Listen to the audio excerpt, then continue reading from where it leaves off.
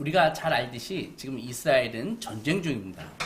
작년 10월 7일에 하마스가 이스라엘을 기습 공격해서 침투해서 사람들을 죽이고 잡아간 일로 시작된 이 전쟁은 지금 1년 3개월 이상 지속되며 수많은 사상자를 내고 가자 지구는 거의 초토화가 되었습니다. 짧게 보면 하마스의 이 선제 공격으로 시작됐지만 역사적으로 보면 이 이스라엘은 이 팔레스타인의 이 숨통을 조여오며 온갖 불평등한 정책들을 하면서 그들에게 사실은 고통을 가중시켰습니다. 양축이 너무나 오랫동안 악을 악으로 갚는 일이 반복되다 보니까 이게 어디서부터 실타래를 풀어야 될지 누구도 알지 못합니다. 복수가 복수를 낳는 일을 무한 지금 반복하고 있거든요. 군사적으로 우월한 이스라엘은 무자비한 공격으로 지금 팔레스틴을 때리고 있지만 그 이스라엘과 팔레스틴 간의 그 갈등이 단순히 이 군사력, 힘으로만 해서 결코 끝나지 않습니다. 어떻게 할까요? 그들의 갈등은 창세기서부터 시작된 그런 갈등입니다. 오늘 우리가 읽은 이 성경에서도 똑같은 일이 자행되고 있습니다. 바담 아람에서 돌아온 야곱은 에서를 만난 다음에 에서가 살고 있는 세일로 가지 않고 숲곳에 정착을 했습니다. 그곳에서 족장 하몰의 아들에게서 밭도 사고 부동산도 사고 하나님께 제사도 드리면서 정착했습니다. 그 이후 야곱과 그의 가정이 정말 믿음을 지키고 잘 살았을까요? 그 여부를 알 수 있는 사건이 오늘 우리가 읽은 34장에서 발생합니다. 야곱에게는 딸이 있었습니다. 디나라고 하는 그 딸은 야곱의 첫째 부인 레아에게서 낳은 딸입니다. 동생 라헬이 아니라.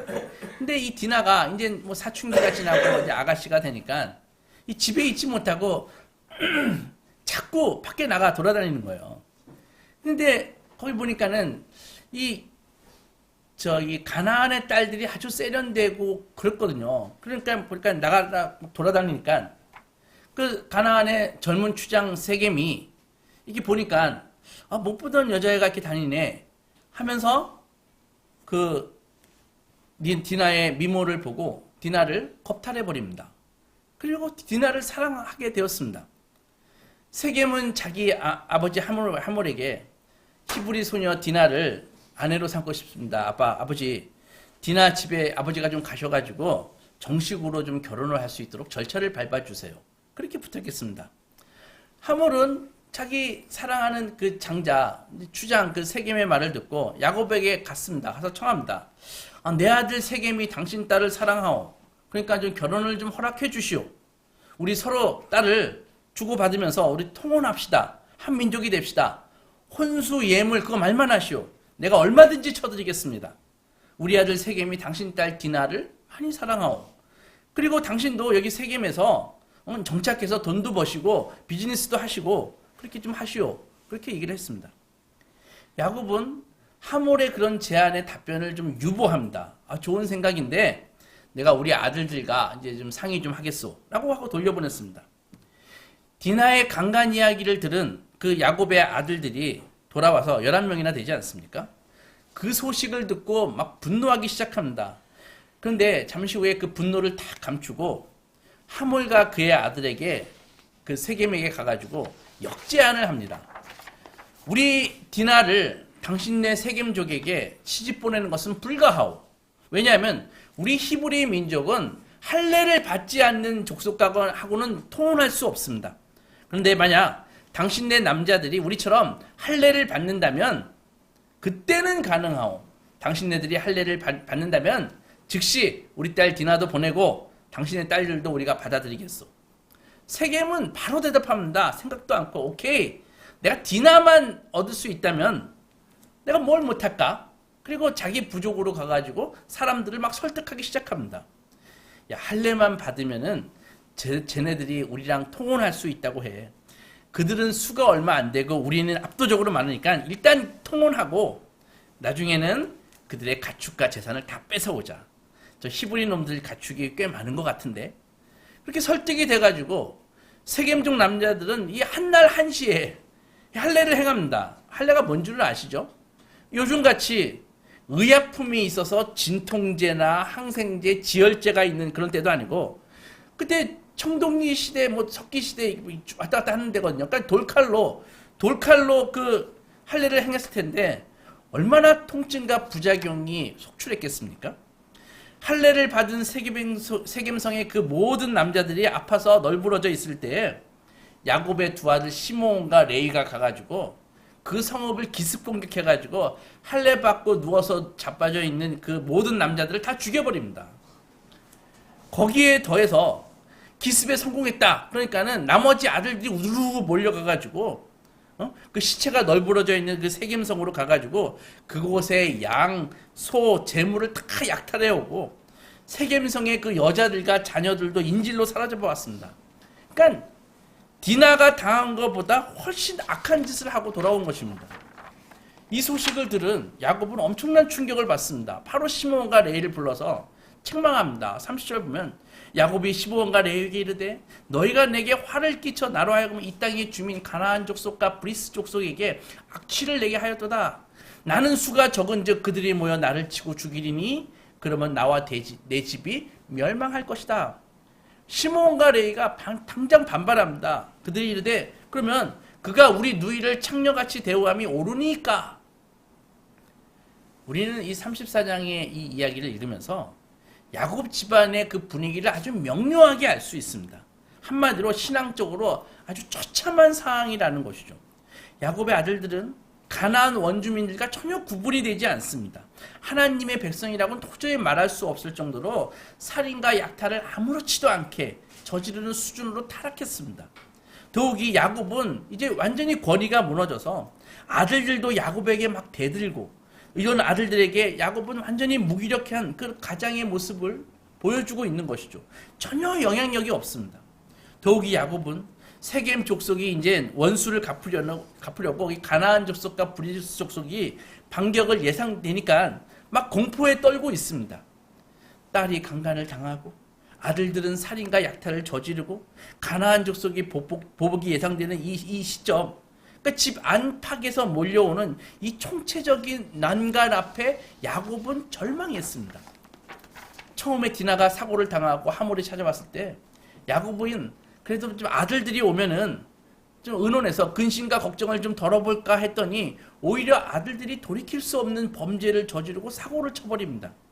가나안 족속, 브리스 족속이 좀 이따가 떼거지로 공격해 오면은 이 멸문지하를 당할 거라는 것은 명약관화한 그런 사실이죠.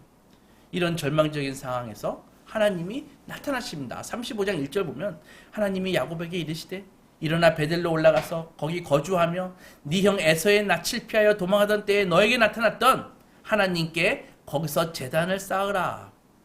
이런 절망적인 상황에서 야곱이 하나님을 찾았습니까? 하나님이 야곱을 찾았습니까?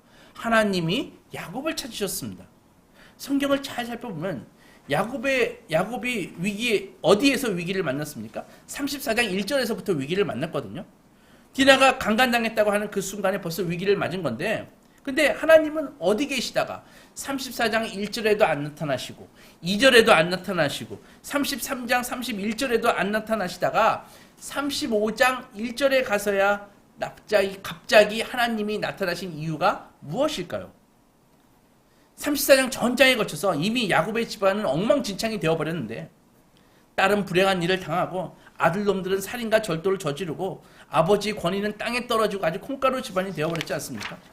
34장에서 디나가 사고를 당하자마자 하나님이 즉시 나타나가지고 그렇게 않고 또 시므온과 레위가 그렇게 난폭한 짓을 할 때 그때 나타나지 않으시고 이미 완전히 엉망진창이 되어버렸을 때 35장 1절에서 나타나신 이유가 무엇이냐는 것이죠. 하나님은 기다리신 것입니다. 하나님은 어디서나 계시고 언제든지 만날 수 있는 분이지만 그러나 그렇게 쉽게 만나주시는 분은 아니십니다. 34장 1절에서부터 이미 위기는 시작돼서 점점 파국을 향해 치달아서 31절에서는 완전히 파국을 맞았습니다. 야곱은 가나안 족속, 브리스 족속이 떼거지로 몰려올 것에 대한 공포가 극에 달해 있고 대책 없는 야곱의 아들들은 야곱에게 노골적으로 대들고 있습니다. 아버지 왜 우리한테 뭐라 그러세요? 그들이 먼저 디나 건드렸잖아요. 디나가 창녀예요. 야곱 아들들의 거친 저항이 있고 나서 침묵이 흐릅니다. 야곱도 답변을 하지 않고 아들도 침묵을 지킵니다. 그 빈칸이, 그 공백이 중요한 것입니다. 34장 1절에서 디나가 사고를 당했을 때 하나님이 안 나타나신 이유가 34장 5절을 보면 우리는 추측할 수 있습니다. 야곱이 그딸 디나를 세겜이 더럽혔다함을 들었으나 자기의 아들들이 들에서 목축함으로 그들이 돌아오기까지 잠잠하였고, 디나가 사고를 당했을 때 하나님이 나타나지 않으신 이유는 야곱이 하나님을 의지한 것이 아니라 자기의 아들들을 의지하는 삶을 살았기 때문입니다. 사고를 당한 자기 딸, 그리고 사고를 좀 수습해 줄 것 같은 아들들, 이것밖에 야곱의 눈에 보이지 않았거든요. 하나님이 모든 사건을 주관하신다는 그런 것, 그런 떠오르지 않았습니다. 하나님께서는 차분히 기다리셨습니다. 34장 마지막에 가서 인간으로서 어떻게 해볼 수 없는 이 절망적인 상황에 도달해서 야곱이 어떤 생각을 했는지 우리는 성경에 안 쓰여졌을지라도 추측할 수 있는 게, 조금만 있으면 저 브리스 족속과 가나안 족속들이 무기를 가지고 복수하기 위해 떼거지로 몰려올 때 그런 상황에서 야곱이 무슨 생각을 했을까요? 야곱이 신앙이 없으면은 그가 의지하는 아들들 그 한 11명 데리고 장렬하게 싸우다가 죽어버릴 것이고, 신앙이 있으면 하나님을 붙들고 매달렸을 것입니다. 야곱은 그의 신앙이 많이 망가졌지만 그래도 여전히 신앙인이었습니다. 막다른 골목에서 하나님을 바라보았습니다. 하나님을 의지하는 마음이 이제서야 생기는 것입니다. 하나님은 그때까지 기다리셨습니다. 주께서 말씀하셨잖아요. 시편 50편에 환난 날에 나를 부르라. 내가 너를 도우리니 네가 나를 영화롭게 하리라. 주님은 환난 날에 그분을 부를 때까지 기다리십니다. 그런데 환난 날에 주님께로 관심은 안 가고 그냥 눈앞에 펼쳐지는 이 환난과 역경, 그것에 매몰되어서 사람을 원망하고 환경을 불평하고 그러면은 자기 아들들이나 의지하고 그러면은 아직 야곱은 수강료를 덜 낸 것입니다. 하나님이 원하시는 바는 하나님이 백성이 철저히 그분의 다스림 아래에 있고 그분의 통치 아래 살아가는 것이 얼마나 즐겁고 안전한 것인가를 깨달을 때까지 이 믿음 없는 인간의 본성은 계속 끊임없이 싸우는 것입니다. 하나님과 겨뤄서 이기려고 하고 그것이 아니라는 것을 깨달을 때까지 계속 수업료를 내면서 깨달아 알 때까지 하나님은 계속 기다리신다는 것이죠. 야곱이 이제 마지막으로 깨닫는 게 뭡니까? 자기가 바담 아람에서 배웠던 그런 술수가 더 이상 통하지 않는다는 것을 절실히 깨달은 것입니다. 그것이 통했더라면 주님께 도움을 요청하지도 않았겠죠. 우리는 탕자의 비유를 알고 있습니다. 잘 알고 있습니다. 탕자가 아버지에게 자기에게 몫의 재산을 좀 주세요. 그래서 갖고 재산을 가지고 밖에 나가지고 허랑방탕하게 살았지 않습니까? 친구들과 창기들과 다 써버리고 날려먹고 설상가상에서 이제 흉년이 들어서 직장도 구하지 못했잖아요. 그래서 탕자가 뭐 했어요? 이스라엘 사람들이 가장 가증하게 여기는 돼지 치는 일을 했다고요. 그래도 아버지께 돌아오지 않습니다. 왜? 돼지 사료라도 있으니까. 그거 먹으면서 버텼다고요. 그런데 하나님께서 그것마저도 치워버리십니다. 그러니까 바로 아버지의 집을 생각하게 된 것입니다. 여러분, 복이 뭐예요? 살아가면서 작은 일이 닥쳤을 때 그때 즉시 뭔가 깨달으면서 순간순간 성령님의 인도함에 그 민감하게 순종하고 반응하는 것이 복입니다. 오늘 일어날 일들을 통해서 하나님께서 나에게 주시는 말씀이 무엇인가? 내가 걸은 이 발걸음 중에서 어떤 부분이 주님을 마음 아프게 하고 있는가? 이것을 끊임없이 분별할 수 있는 그러한 마음, 그러한 영적인 눈을 가지고 살아가는 사람들이 진실로 복된 사람이고 행복한 사람이라고요. 34장에서 야곱은 총체적인 위기와 난국을 맞습니다. 자식들은 아버지의 권위를 인정하지 않고 딸은 울고 있고 하나님과의 교통은 끊어져 버리고 이런 절망적인 상황에서 35장 1절에서 하나님이 나타나신 것이죠. 하나님이 야곱에게 이르시되 일어나 베델로 올라가서 거기 거주하며 에서의 낯을 피하여 도망하던 때에 나타났던 그 하나님께 가서 제단을 쌓으라 하신지라. 문제 해결은 결국 하나님께 있습니다. 우리는 이것을 반드시 기억해야 됩니다. 인생의 위기가 닥쳤을 때 내가 그 위기에서 벗어나 보겠다고 몸부림치지만 그것은 결코 성공할 수 없습니다. 우리가 인생의 위기 가운데 놓였을 때 하나님이 원하시는 바는 단순히 우리를 위기에서 구출해 주시는 것이 아니라 우리가 그 위기 속에서 하나님이 누구신지를 새롭게 깨닫는 것입니다. 그럼 보세요. 32장에서 야곱이 분이엘 사건에서 밤이 새도록 천사와 씨름하면서 마지막에 그 교만함 때문에 환도뼈를 얻어맞고 으스러지고 통곡하고 회개하고 부르짖다가 하나님의 그 놀라운 축복을 받아낸 다음에 야곱이 깨닫게 된 것이 무엇입니까? 주님은 참 회개하는 자에게 승리를 주시는 분이시다. 사람이 환난에서 구출되는 것만으로 좋은 신앙을 가질 수가 없습니다.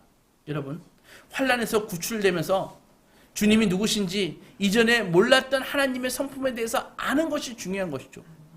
비싼 수강료를 지불하고 깨닫는 분들이 많이 있습니다. 그렇죠? 온갖 고통을 다 치르고 그 환난에서 그때 나오는 것입니다. 하나님께서 그러면서 깨닫지 않습니까? 불순종을 이렇게 미워하시는구나 라면서 비로소 하나님의 성품에 대해서 깨닫게 됩니다. 그것이 바로 사람들의 삶을 움직이시는 하나님의 방법입니다. 여기서 한번 경험하면 쉽게 잊어버리지 않습니다. 저는 어릴 적 어머니가 다림질을 하고 있을 때 저는 그 다리미가 아주 신기하고 해서 자꾸 만지려고 했습니다. 어머니는 뜨거워 저리가 누차 말씀하셨고 장량꾸러기인 저는 어머니가 하지 말라고 하면 꼭 해보는 습관이 있어가지고 다리미를 만지고 다림질 때 줄을 뒤에서 막 당겼습니다. 그랬더니 어머니가 갑자기 그 뜨거운 다리미를 제 발에다가 확 갖다 대는 거예요. 아 뜨거워 하면서 기겁을 하고 도망갔죠. 정말 저희 어머니는 탁월한 교육자십니다. 까부는 놈에게는 뜨거운 맛을 보여주는 것이죠. 그 이후로 어린 마음에 저는 다리미를 무서워하게 되었습니다. 신앙도 마찬가지예요. 하나님께서 불순종을 싫어하신다는 것을 삶에서 경험하면 신앙의 깊이가 달라집니다. 우리 대부분은 어리석게도 꼭 다리미에 뒤어봐야 그 무서움을 압니다. 그러나 지혜 있는 사람들은 야곱처럼 꼭 경험하지 않고도 당신의 말씀으로 말미암아 하나님을 풍성하게 경험하고 하나님의 위대하심을 깨닫게 되면 신앙의 수준이 달라지는 것이죠. 업그레이드 되는 것입니다. 오늘 성경에서 기억할 것은 신앙적인 위기에 빠진 야곱에게 하나님이 찾아오셨다는 사실입니다. 야곱이 하나님을 찾은 것이 아니라 하나님께서 야곱을 찾아오십니다. 언제나 신앙의 부흥의 출발이 하나님이라는 것입니다. 두 번째로 35장 1절에 보면은 하반절에 하나님께서 야곱에게 제단을 쌓으라 이렇게 말씀하시거든요. 신실하신 하나님은 야곱의 아버지 이삭과 형 에서를 속이고 집을 떠날 때 창세기 28장에서 그와 언약을 맺으신 다음에 늘 야곱과 함께 하셨다고요. 바담 아람에서 21년간 라반에게 그 당하고 고생할 때도 함께 하셨습니다. 그리고 형 에서를 다시 만나는 그 위기 가운데서도 브니엘에서 만나주시면서 그의 환도뼈를 치기까지 하시면서 건져주십니다. 오늘 성경 34장에서 디나가 불행한 일을 당하고 야곱의 아들들이 살인과 약탈을 자행할 때도 함께 하셨습니다. 하나님께서는 약속을 어기신 적이 없는데 야곱은 늘 환경과 상황이 변하는 것에 따라서 카멜레온처럼 변신하면서 하나님께 매달렸다가 안 매달렸다가 하나님을 의지했다가 아들들을 의지했다가 이렇게 살았다고요. 주님을 버렸다가 의지했다가 자기의 수단을 의지했다가 안 되면 다시 하나님께 매달리고 아들들을 의지했다가 그들이 사고치고 일을 엉망진창으로 만드니까 그냥 우울하게 찌그러져 있고 이런 식이라고요. 그 살아온 결과가 오늘 34장입니다. 그리고 35장에 와서 하나님은 야곱을 부르십니다. 그런데 보세요. 하나님이 야곱에게 이르시되 그렇게 돼 있거든요. 이상하잖아요. 32장에 브니엘에서 분명히 천사와 씨름한 다음에 하나님이 뭐라 그러셨어요? 천사가 네 이름을 이제는 야곱이 아니라 이스라엘이라고 해라. 그런데 이스라엘은 정말 하나님께서 계명시켜준 영광스러운 이름이잖아요. 우리로 말하면 성도. 너희는 이제 성도다. 이렇게. 그렇게 이름을 바꿔주셨는데 야곱은 숫곳에 정착한 다음에 이스라엘이라는 그 이름에 합당하게 살지 않았습니다. 어떻게 알 수 있습니까? 디네가 불행한 일을 당했을 때 야곱의 행동을 보면 알 수 있습니다. 야곱은 그 이름 이스라엘이라는 이름에 전혀 합당하지 않게 행동을 합니다. 디나가 그런 불행한 일을 당했을 때 왜 야곱은 바로 하나님을 찾지 않았죠? 35장 읽어보면요. 야곱의 집에 우상이 여기저기 있었음을 알 수 있습니다. 2절 4절을 보면은 야곱의 아이들이 우상을 섬기고 있었는데 야곱이 이에 자기 집안 사람들과 자기와 함께한 모든 자에게 이르되 너희 중에 있는 이방 신상들을 버리고 자신을 성결하게 하고 너희들의 의복을 바꾸어 입으라. 4절 그들이 자기 손에 있는 모든 이방 신상들과 자기 귀에 있는 귀고리들을 야곱에게 주었노라. 야곱의 집에서 우상이 쏟아져 나왔습니다. 이것은 야곱 가정의 영적인 상태를 보여주는 것입니다. 그는 더 이상 이스라엘일 수가 없습니다. 야곱, 그 속이 든 자 야곱, 하나님을 경외하지 않고 철저히 세상의 방법과 논리대로 머리 굴리면서 사는 인생으로 다시 돌아가 버린 것입니다. 이런 불신앙 속에서 실패한 야곱에게 하나님이 다시 찾아오십니다. 우상을 제하고 이곳 숫곳을 떠나서 내가 너를 처음 만났던 베델로 다시 올라가라. 만약에 35장이었고 34장으로 끝났으면 야곱의 인생은 실패한 인생입니다. 그러나 35장에서 야곱을 찾아오시는 하나님을 만나고 야곱은 이제 얼마나 거룩해지는지 모릅니다. 이제는 인간의 수술을 버리고 전능하신 하나님을 전폭적으로 의지합니다. 이후 야곱은 인생 말년에 흉년이 들어서 요셉이 총리로 가 있는 그 애굽으로 내려가서 17년을 살거든요. 그러면서 생을 마감할 때에도 요셉에게 당부합니다. 내가 죽거든, 유언을 하는 것이죠.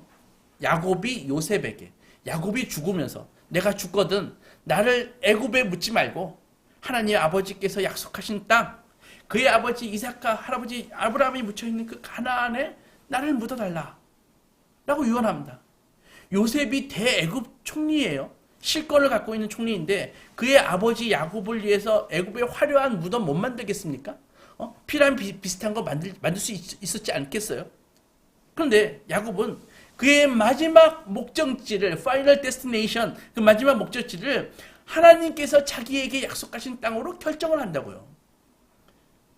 그 화려한 무덤을 만들 수 있는데도 불구하고 이렇게 하나님께서는 야곱의 그 지난한 그 인생, 그 정말 파란만장하고 우열곡절하고 온갖 실패와 눈물로 얼룩진 그 인생을 통해서 마침내 야곱을 놀랍도록 거룩하게 만들어 주십니다. 아름답지요. 하나님께서 이렇게 야곱에게 은혜를 베푸신 것입니다. 여기서 한번 생각해 봅시다. 디나의 불행한 사건이 일어나고 야곱의 아들들이 살인과 약탈을 자행하는 오늘 34장에 하나님이 계셨습니까? 물론 계셨습니다. 그러면 32장에는 안 계셨나요? 계셨습니다. 31, 28장까지 하나님은 그때도 계셨습니다. 그러나 하나님이 계셨지만 그 하나님이 계신 것이 34장에서 발생한 야곱의 그 어마어마한 인생의 문제를 해결하는데 전혀 도움이 되지 않았습니다. 오늘 성경 34장에서 야곱과 그의 집안이 이렇게 철저하게 비참한 위기를 당해서 고통하고 신음하는데 하나님은 아무런 역사를 일으키지 않으십니다. 비로소 35장에 가서야 하나님께서 개입하십니다. 그러나 그동안 하나님께서 뭐 하셨어요? 하나님께서는 하늘에서 고이 그냥 계신 것이 아니라 절망 속에서 야곱의 수가 다 소진될 때까지, 야곱의 그 능력으로 내놓을 카드가 다 소진될 때까지 기다리시다가 그것이 끝났을 때 심령 속에 하나님께서는 말씀하십니다. 여러분 잘 들으세요. 신앙생활을 하면서 어떠한 위기 가운데 있다 할지라도 우리가 두 가지만 명심하면 우리는 소망이 있습니다. 첫째는 하나님이 비록 나를 시궁창에 굴리고 절벽 아래로 밀어넣으신다 할지라도 하나님께서는 절대로 선하신 분이시다. 이 사실이 확실하게 믿어지면 그 인생은 어떤 시련 가운데서도 소망이 있습니다. 사탄은 물론 끊임없이 이 사실을 의심하게 합니다. 그래서 하나님을 전폭적으로 의지하고 싶어도 의지할 수 없게끔 하나님과 우리 사이를 이간하고 집요하게 의심을 심어주며 갈라놓으려고 합니다. 두 번째는 극한 위기 가운데 있을지라도 하나님께서 나에게 깨닫게 하는 말씀이 있다. 그것을 믿는 것입니다. 그리고 하나님의 말씀은 나를 그 모든 위기 가운데서 건져내실 수 있는 능력이 있고 나를 모든 속박에서 해방시켜 줄 수 있는, 자유케 할 수 있다는 능력이 있다는 사실을 믿는다면 우리는 흔들리지 않는 것입니다. 잘 들어보세요. 하나님의 말씀이 들려질 때 한번 분위기에 녹아서 은혜 받고 눈물 흘리고 있는 거 말고 하나님의 말씀이 생생하게 가슴 저미도록 밀려와 가지고 그 진리 앞에 인생이 확 뒤집어지는 그런 역사가 일어났던 사람, 그런 사람 외에는 말씀을 전심으로 사랑하는 사람이 없습니다. 바울이 다메섹 도상에서 예수를 만난 것처럼 성경의 역사로 인생 자체가 이 뒤바뀌어지는 놀라운 체험을 한 사람들은 성경을 읽는 태도가 다릅니다. 그런 사람들은 인생에 문제가 있을 때 인생의 모든 문제들을 말씀 속에서 풀고자 하는 그런 열망이 있습니다. 그래서 성경을 그렇게 사랑할 수가 없어요. 그 전까지는 그냥 목사님이 읽으라 하니까 읽는 부담 그런 것이라고요. 그러나 변화된 영혼이 보면 성경은 정말 진주입니다. 어마어마한 금맥과도 같습니다. 캐곡해도 그 진리의 말씀이 새롭게 내 고난 영혼에게 새 힘을 주고 어둠 속에서 갈 길을 인도하는 등불과 같다는 것이죠. 그런 사람들은 말씀에 대한 태도가 다릅니다. 성령에 의해서 말씀이 선포되어질 때 놀랍게 말씀에 민감하게 반응하고 설교하면은 마치 설교자를 잡아먹을 듯이 쏘아봅니다. 이것은 신앙의 연수와 관계가 없습니다. 야곱이 그랬습니다. 33장에서 분이엘에서 하나님을 만났을 때만 해도 불구가 되었지만 하나님을 찾았습니다. 하나님에게 엘엘로에 이스라엘, 하나님 당신은 나의 하나님이십니다. 그렇게 고백하고 숲곳에 정착했습니다. 하지만 20년 동안 하나님의 음성을 듣지 않았습니다. 말씀의 공백, 그 기간 동안 말씀이 안 들려지니까 하나님의 음성이 안 들려지니까 뭐가 들려요? 세상의 소리가 들리는 것이죠. 그러니까 자식들은 우상을 숭배하고 그 수집하고 정말 이스라엘 집에서는 있을 수 없는 우상 숭배가 이루어지는 것입니다. 그들은 가나안 백성과 전혀 구분이 되지 않습니다. 아니 오히려 한 수 더 뜹니다. 2절 보십시오. 야곱이 이에 자기 집안 사람과 자기와 함께한 모든 자에게 이르되 너희 중에 있는 이방 신상들을 버리고 정결하게 하고 너희 의복을 바꾸어 입으라. 야곱이 우상을 버리라 라고 말하지만 그 말은 그 말을 할 수 있다는 것은 자기 집에 우상이 있다는 걸 안다는 거 아니에요. 방치했다는 것이죠. 그리고 옷을 바꿔 입으라는 것은 옷은 문화, 컬처입니다. 그러니까 그들의 문화와 세계관이 이미 세상의 세계관이라는 것이에요. 즉 야곱의 집안은 신앙과 우상이 섞여 있는 혼재한 그런 집안이었다는 것입니다. 33장에서 단을 쌓을 때까지는 야곱이 기도하면서 하나님의 음성을 들었던 것 같습니다. 그러나 20년 가까이 야곱은 하나님의 음성을 듣지 않았고 안 들어도 그냥 살았습니다. 그 사이에 야곱의 집안은 세상과 똑같이 되어버렸습니다. 하나님의 음성이 안 들렸음에도 전혀 불편하지 않았습니다. 전혀 불평 없이 살았습니다. 집안에 하나님의 음성이 안 들리니 세상의 음성이 들리고 그들은 세상 사람이 되어 똑같은 수준으로 행동한 것이죠. 그러니까 진정한 복이 뭐예요? 여호와의 음성, 말씀을 듣는 것입니다. 그래서 복 있는 사람은 여호와의 율법을 주야로 묵상하는 자가 복 있는 자라고 말씀하시잖아요. 언뜻 생각에 주의 말씀, 성경 그까짓 거 시간 있을 때 읽고 묵상하면 되지. 우리 집 성경 많아. 결코 그렇지 않습니다. 주님의 말씀이 꿀처럼 달고 맛있어야 묵상할 거 아닙니까? 누구나 할 수 있는 것 같지만 결코 아무나 할 수 없는 것입니다. 복 있는 사람만이 할 수 있는 것이 주님의 말씀을 주야로 묵상하는 것입니다. 말씀이 나의 길의 빛이요 등불이라고 믿는 사람, 말씀을 읽을 때 성령께서 나의 마음에 하나님의 말씀이라고 조명해 주는 사람, 그 사람만이 말씀을 달게 읽을 수 있고 묵상할 수 있다는 것이죠. 그러면 어떻게 이런 사람이 될 수 있습니까? 바로 그 복을 사모하는 자에게 하나님께서 주신다는 것입니다. 사랑하는 소망교회 성도 여러분, 만일 우리 교회가 말씀이 중심이 아니고 교회에 와서 어떻게 하면 좀 즐겁게 지낼까? 어떻게 하면 좀 맛있는 거 먹을까? 어떻게 하면 좀 행사를 멋지게 할까? 이런 생각들로 가득 차 있다면 그거 본질을 벗어나는 것입니다. 우리는 교회 놀이를 하고 있는 것입니다. 그럼 하나님은 뭐라고 말씀하십니까? 35장 1절에 야곱에게 이르시되 베델로 올라가서 거기 거주하며 하나님께 거기서 제단을 쌓으라 하신지라. 제단을 쌓으라. 무슨 말입니까? 예배를 드려라. 예배가 뭡니까? 하나님과의 만남이죠. 예배는 우리 삶의 중심이 되어야 되는 것입니다. 야곱의 집안에서 말씀이 결핍되고 예배가 무너지니까 야곱의 집안은 도저히 믿는 집안이라고 할 수 없을 만큼 무너져서 우상을 섬기고 황당한 집안이 되었지 않습니까? 그럼 그렇게 되니까 외부의 그 환난에 대해서 전혀 대응할 수 없는, 아니 악을 악으로 갚고 멸문제하가 예상되는 두려워 떠는 총체적인 난국에 빠져버렸습니다. 해법이 뭡니까? 그것은 다시 말씀으로, 다시 예배로 돌아오는 것입니다.